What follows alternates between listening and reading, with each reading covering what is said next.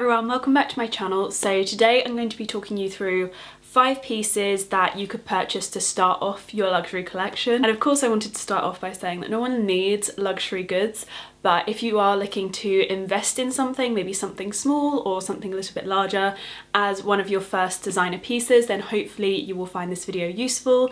I definitely would have found this video very useful when I first started to get into buying luxury pieces, and I wish that these kind of videos had been around then. I actually found this video through Chase Amy, and I think my friend Tamara has also done a video like this as well, and so I will link both of theirs below because I think their recommendations are going to be a little bit different, and I feel like their opinions could really help you too. So I'm going to link theirs in the info box below, but I hope you guys enjoyed this video. Please give it a thumbs up if you did, and leave me like some clothes and shopping emojis in the comments below because you know I love an emoji. So to start off, I'm going to be talking you through one of the things that really got me into luxury pieces, and this was like my entry-level buy, and of course it is sunglasses. Those of you who watch my videos regularly will know that I'm obsessed with sunglasses. So here I have my most recent purchase, and I thought that I'd mention these because it's kind of come full circle. I got them from the same place that I got my first ever pair of designer sunglasses. I buy them at the airport,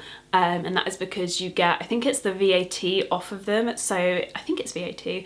Correct me if I'm wrong. I probably am, but you do get a little bit of money off, and it definitely makes the luxury investment feel a little bit less, what is the word for this feeling? It basically just takes the edge off of that sting you get when you hand over your card. But yeah, these are my most recent purchase. These are the Dior Reflected sunglasses. They're very similar to the So Real, but I think they're called Reflected or something like that. It says Dior Reflected on the little arm. And I love these because I just feel like gold is such a...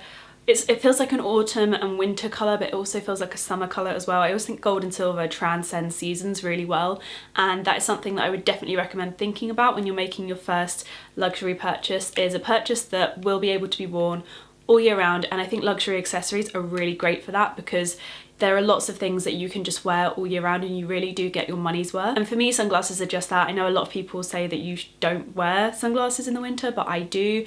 I know a lot of people do, especially if you drive, stuff like that. They are really important. For me, I'm just not very good with sunlight all year round, so they are really important for me. There's still sunshine in the winter and the sun is very low, so for me they're just like an essential. The next item is a small leather good. I think that these are a really nice way to ease yourself into the luxury market. They're not too expensive.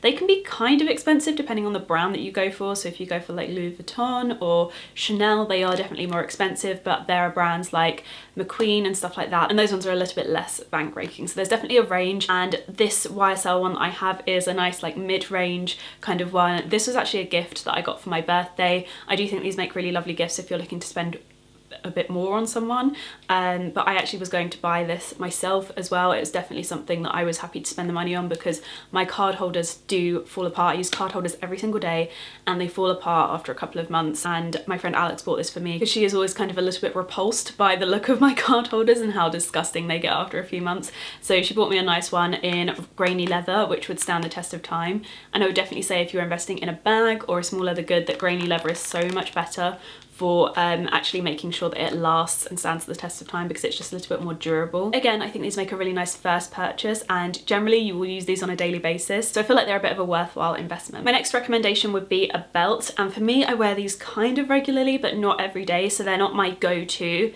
for a luxury purchase straight away. Like, they would never be my first. And as with card holders and wallets and things like that, belts are great because they're not too expensive. I mean, there's a range. Some can be really expensive, but some can be kind of £100 or less. So they're a great item if you are just looking to invest but you don't have a ton of money. So if you're looking to spend a little bit less money, belts are a great way to invest in a brand that you love but not be totally bank breaking. For me, my new favourite, and I think this is the first luxury belt I've purchased, this is the Gucci Marmont belt, but it's in the canvas with the red stripe, and I really love this because it's kind of like iconic Gucci colouring, but you still get the effect at the front of the belt as you would with the all black belt, if that makes sense. So from the front you can only see the black colouring, and then from the back you can see the red, so you can kind of cover it up if you're not into showing the red, and purchasing this with the canvas back actually made this a little bit less expensive as well. And I wasn't looking to spend a ridiculous amount of money on a belt, so this was kind of like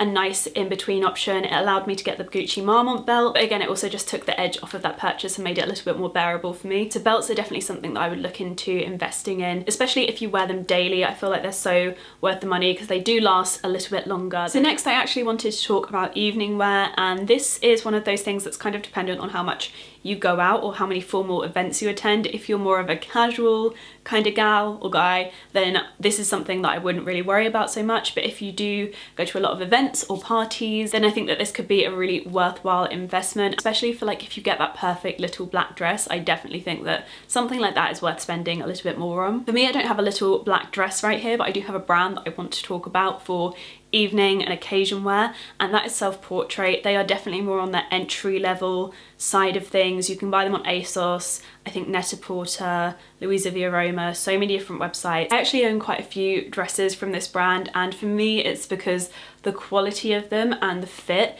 is just so wonderful, and for the price I don't feel like they're too expensive as well. There are a few ways which I get money off as well, which I will be talking to you about in an upcoming video, so stay tuned for that. But until then, I'm going to keep it a secret because otherwise you will never watch that video. But this one is actually one that I purchased recently, and it is just the most beautiful kind of greigey lilac dress.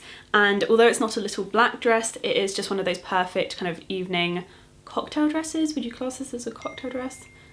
Oh, hey Vic. I also wanted to talk about Self-Portrait jumpsuits if you are not a dressy kind of girl, and I feel like these are sometimes a little bit more worthwhile investing in, because this one I feel like I can kind of wear to those in-betweeny events that aren't super formal, and I still feel really nice and put together, and it's just such a lovely piece, but I don't feel overdressed. Like if I'm not sure how dressy people are going to an event, I will generally wear this because it's that perfect in-between where it can look very formal and kind of tailored, but it can also be dressed down a little bit, and it's just the most gorgeous lacy jumpsuit, and it's so comfortable as well. I just absolutely love this. I actually had this taken up because it was very long, so it fits me perfectly now, and it was such a worthwhile thing investing in having it taken up because now it just fits my shape perfectly. Those two are definitely some of the categories that I would recommend if you're looking to start off luxury pieces, but you don't want a small leather good or an accessory. If you actually want a piece, then I would recommend Self-Portrait because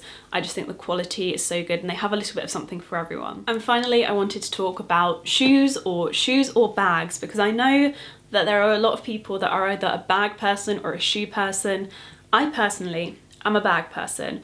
So this category is a little bit difficult for me, but I went with boots on this occasion because I feel like boots are those one thing that you buy every single winter, and by the next winter they are completely worn down and you end up buying a new pair all of the time, and I feel like they're the one kind of shoe that I would recommend investing in. For me, heels, sandals, everything else, they are not something that I wear regularly, and I also feel like with shoes, they go on the ground. You generally don't put your bags on the ground or your other luxury pieces on the ground, but you put your shoes on the ground.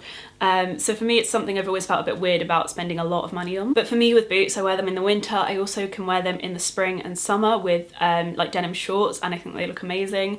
And the ones that I would recommend are the Acne Jensen boots, which are these ones here. And these I would recommend because they are a little bit more affordable, say, than the Chloe boots that I own. Those retail for around £800.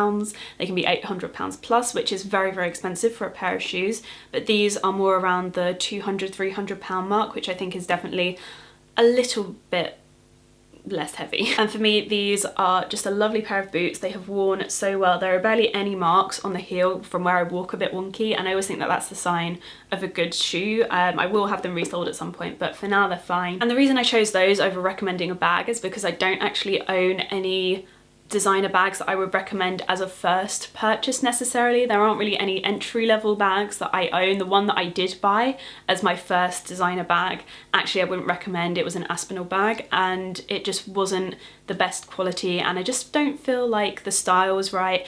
But I definitely do think that there are some bags that I have borrowed off of friends and just used randomly for like a day or an afternoon. I think that there are definitely some great ones out there. So you have like the YSL Blogger bag, which is a really great little bag, and the Gucci disco bag, I think it is. I'll pop little photos of them here. And then there's also like the Philip Lim Pashley bag, I think it's called, and that is a really nice big one. And that's something I've been looking at buying for a really long time because it can fit a laptop in and it's just a great size, and it's quite durable and it's really hard to scratch because it has more of a grained material. So those are my 5 recommendations for kind of luxury collection starters if you're looking to make your very first purchase. I really hope you've enjoyed this video and you found it helpful. If you would like me to do more videos like these, then please do let me know, and thank you so much for watching. I hope you're all having the best day, and I will see you guys in my next video. Bye.